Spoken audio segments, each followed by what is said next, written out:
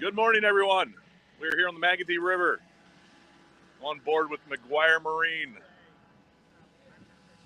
building a reef. We'll be live streaming for a while. Just going to let you all see what's happening as we get some folks coming in.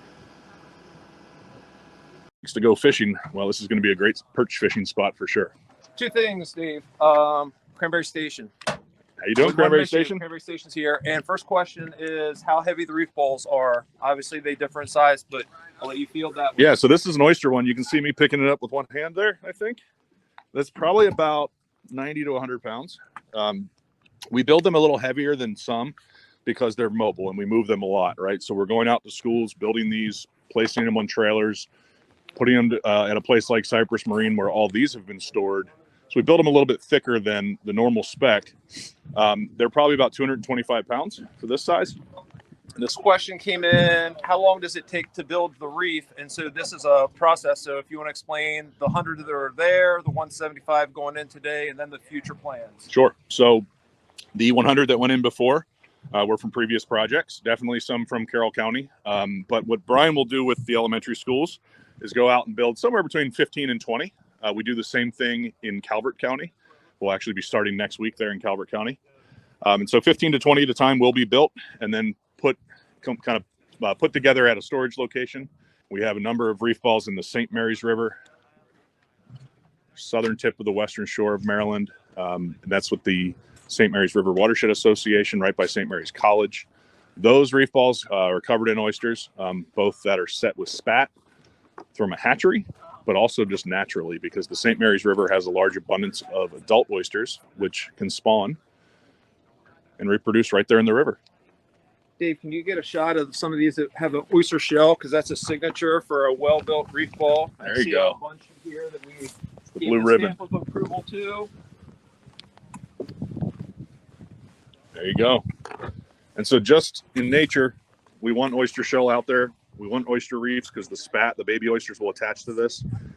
But the limestone that's in concrete is very similar chemically to an oyster shell. So naturally, the animals are attracted to the calcium and can attach to these reef balls. The little nooks and crannies, you can see all the little pebbles. This is actually pea gravel, small pea gravel. Makes it nice and easy to mix the concrete for the younger students. They mix them in teams and big trays. And it's a mix of sand, water, pebbles, or aggregate. In this case, like I said, pea gravel, and then limestone. The limestone is part of the Portland cement, which is produced by Lehigh Cement. Another question, how long will they last and what are the oldest living reef balls? And I know it's a fairly new thing, and yeah. If you want, I'll let you field. Sure. Yeah, so I would encourage you to go to reefball.org and look at a lot of the information they have. Follow them on social media. Their founder, Todd Barber, has recently created a map that you can look around the globe and see what they've done. I do not know the exact stats on the oldest reef ball, but I know you can find that online, and Kathy can probably help out if she's still listening in. But ultimately, we mix these in a way so that they can live in a marine environment. There's additives that go into them to strengthen them and make sure that they can live. But ultimately, concrete will last, and it depends on the salinity as to how it breaks down. It depends on current. It depends on a lot of different factors. But I can confidently say that all of these will outlive us. And that's what we want. We want to pass on healthy habitats in the Chesapeake Bay. And ultimately, even if let's say this oyster or this reef ball is covered in oysters. First of all, this rough surface is important. We spray sugar water on here to react with the concrete and make it a rough surface. It helps it from attaching or sticking to the fiberglass mold. But ultimately, all these little nooks and crannies are places that these small animals can attach and then grow. And so there's plenty of videos on our website and online of actual underwater reefs. You'll see how well they colonize. And just remember how diverse our environments are across the globe. These are used to grow coral in places where coral exists. Actually restore coral. They have some great programs and studies they're doing right now.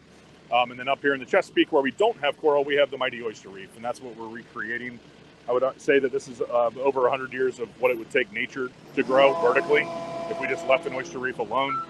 With the status of our estuary and our water quality, oysters cannot succeed as well as they used to. That said, some populations are increasing in portions of the bay, and that's great news. And work like this will just help have habitat or hard substrate for all these different animals to attach, oysters and others.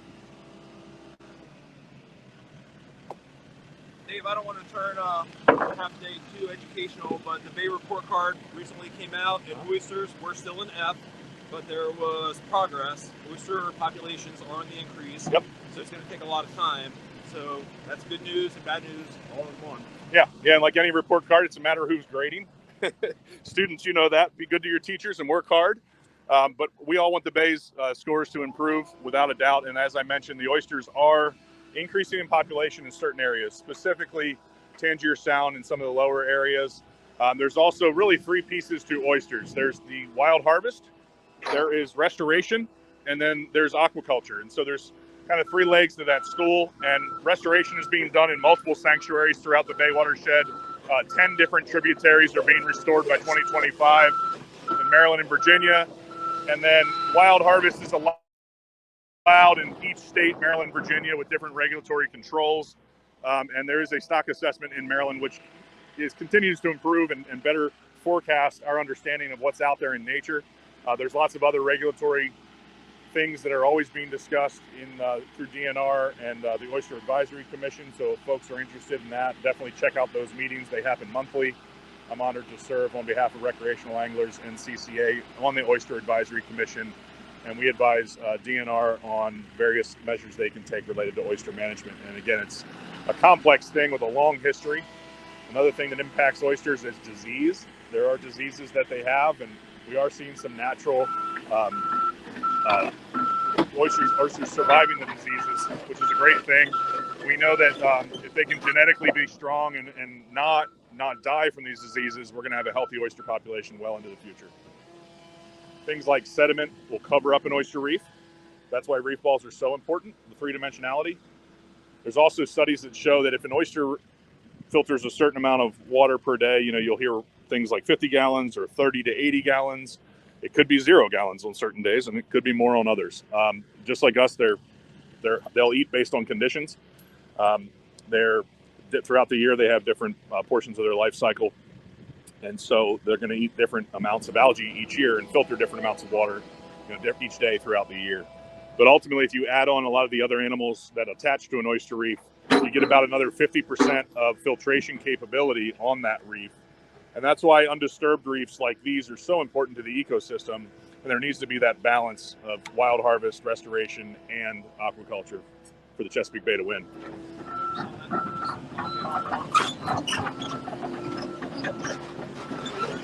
So there's Marcus out on the barge, Mike McGuire. And what they're doing is using that side scan sonar, and you'll see some images later, to make sure that we're putting these in the right place within the permit. And Marcus is marking off those measurements on that dock there. They're treating this dock just like a framing square. So each mark is another spot to place a reef ball. If you have seen the side scan sonar from the last time this was done in early 2021, you'll see it was a perfect grid of 100 reef balls. 12 were added later, and then oyster spattle and shell was added later. And that's right here at this marker buoy. This marker buoy is a fixture here. You will find it and be able to fish around it. So about 112 in the water already, about 175 going in today. So if you don't want to do math today, you'll stay on the link because Mr. Sikorsky will go forever on this question. Someone wants to know what impact the reef would have on fishing. So what we say is habitat today equals fish tomorrow. A reef is the base of the ecosystem, can support all sorts of different animals like the filtering organisms I've been talking about and the smaller fish we may classify as bait.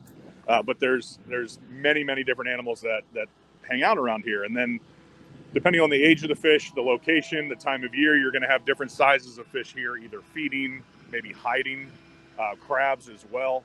And so ultimately what it does is creates a place to create these animals, because if a young animal can live inside this reef ball and survive, well, that's one more animal that's living in this river.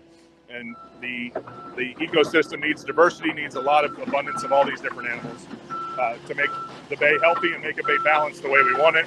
So ultimately, fish enjoy structure. That's what we would call this, habitat. But remember that habitat is everything from the top of the water to the bottom of the water, and even down into the sand and mud. All these pieces being healthy, having oxygen is extremely important. Without water quality, you really don't have actual habitat for fish. because fish breathe the oxygen in the water.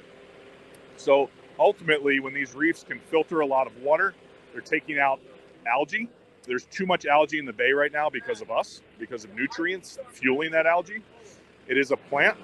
It makes the water green or brown. It can also, as it dies, takes away oxygen. And so fish can swim away from that, thankfully, if they can find suitable habitat in other portions of the bay. And they will do that. They will migrate throughout the year to different parts of the bay, to different conditions. And they do that differently in different parts of their life. A rockfish, our state fish, its scientific name is actually Morone saxatilis. Saxatilis means of or around rocks. That's part of the reason we call it a rockfish. Also, you have oyster rocks. That's a traditional name that watermen and folks in Maryland will call an oyster reef, an oyster rock. So ultimately, the rockfish are going to live near these habitats because they feed there. They can find shelter if they're small. And most importantly, what an oyster can do is it eats that algae, this time of year especially. We need clear water. Temperature will make the algae bloom more, and that'll happen in the summer. But what we need is clear water, because clear water allows the sun to penetrate and help grasses germinate or grasses grow. Underwater grasses, something we call SAV, or submerged aquatic vegetation, is so important to the ecosystem. We need a good balance of reefs and oysters and grasses nearby each other so all the different animals can live there and be successful. Our blue crab population here in the bay winters in the mud, comes out of the mud, spawns. We need the little crabs to find grass for shelter. Little fish need grass for shelter. Many folks don't realize that we actually have seahorses living in those grasses in certain parts of the bay.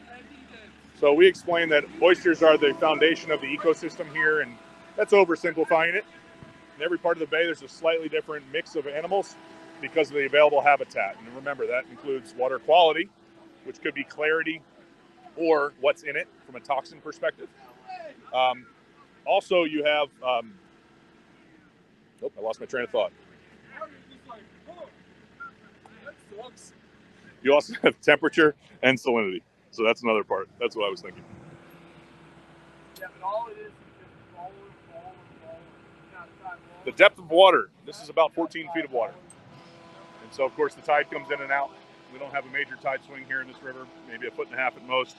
The depth will vary a little bit, but we're right at about 14 right now. And the permit designates how close to the surface of the water the reef ball structure can be. We obviously do not want vessels striking these. And this is all certified by the Corps of Engineers, Maryland Department of the Environment, Maryland DNR, and other agencies on a federal and state level that work together to make sure that the use of this public area, this public waterway, is consistent with other uses and the overall goals of the Chesapeake Bay. That's why reef balls are such an important design. They are specifically designed to be a proper artificial reef that provide the maximum ecological benefit with no negative impact. There's stories of reef balls. Oh, there goes a drone. There's stories of reef balls surviving Category 4 hurricanes, protecting beaches throughout the Caribbean, doing amazing work throughout Asia, Africa.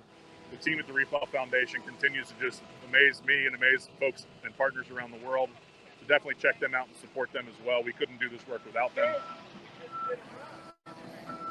Our program was jump-started thanks to a foundation that had helped support the purchase of these reef balls with Stevenson University. Stevenson was no longer using some of the equipment, and so we adopted it. And since, through our fundraising, we have a total of 40 of the low-profile size molds, about 28 of the mini bay, and 20 of these small oyster balls. So again, we try and work with as many schools as possible. We never charge a school a penny. That's why we do our fundraising, why we have so much great support and so many great partners. We will work with all 1,250 Calvert County fifth graders this year. We did last year as well. We have 6 schools left there. Brian will personally lead 8 elementary schools in Carroll County this year and has done that since 2014. Again, Mike Campanelli at the Carroll County Career and Tech Center in Westminster. He's a masonry instructor, was an integral part of this program starting, and to this day continuing to build reef balls and work to get material donated and the logistics worked out. So thank you to the great team at Carroll County Public Schools across the board and our great partners here in Anne Arundel County. And remember, this is Noah's Reef. Dobbins Island is a popular place in the summertime. Come out here. raft up, enjoyed this beautiful river. So the Magothy, check it out on a map, has a really narrow mouth. There it is right there. Gibson Island on the left. And the Bay Bridge, we can't quite see it, but it's over these trees here to head over to the eastern shore. The far land you can see across the bay there is Kent Island.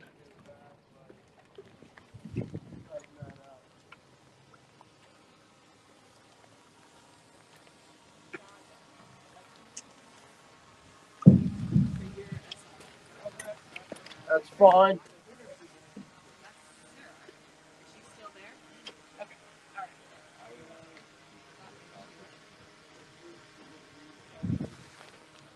All right, everyone. Thank you so much for coming out. This was our 9:30 live stream. We will be back with an 11:15 covering very similar information and checking out our progress. So please share this if you were able to follow along. Share